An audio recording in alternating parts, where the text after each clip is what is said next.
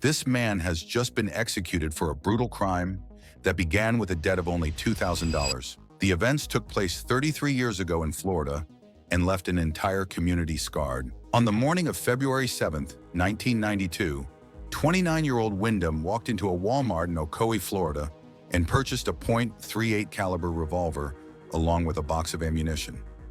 Outside, an old grudge awaited him, collecting a $2,000 debt from Johnny Lee. When he learned that Lee had recently won $114 at a Greyhound track, Curtis's anger erupted. Minutes later, he ambushed Lee in the middle of the street, shooting him in the back and finishing the attack at close range, as horrified bystanders screamed around him. But his violence didn't end there. After killing Lee, Curtis drove to the home of his ex-girlfriend, Valerie Davis, the mother of one of his children. Without saying a word, he shot her in the chest in front of her friend, Cassandra Hall, who stood frozen as she witnessed the crime.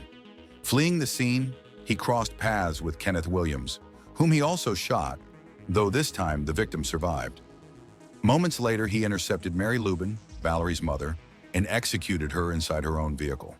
In just a matter of minutes, Curtis left 4 victims, 3 of them dead. Wyndham was arrested later that same month.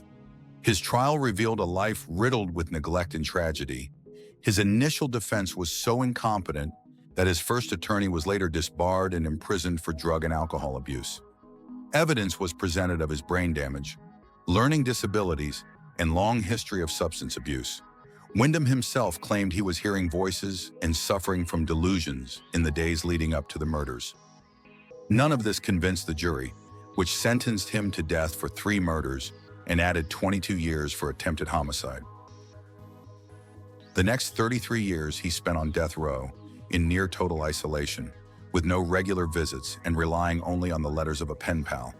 The Wyndham case took on a different dimension due to the response from the victims' families. His daughter, Curticia, left orphaned at just 10 months old, led a public campaign to save him, speaking of forgiveness and the heavy burden of trauma. If we were able to forgive him, I don't see why people who haven't lived through our pain have the right to say he should die. Unusually, even the families of the other victims opposed the execution, making this one of the rarest cases in Florida's recent death row history. On August 28, the day of his execution, Wyndham woke at 5 in the morning in good spirits. However, his mood changed when he realized that no visitors would be coming that Thursday. At 6 p.m. on August 28, 2025, 59-year-old Curtis Wyndham was executed by lethal injection at the Florida State Prison. He was pronounced dead at 6:17 p.m. When asked for his final words, Wyndham remained silent.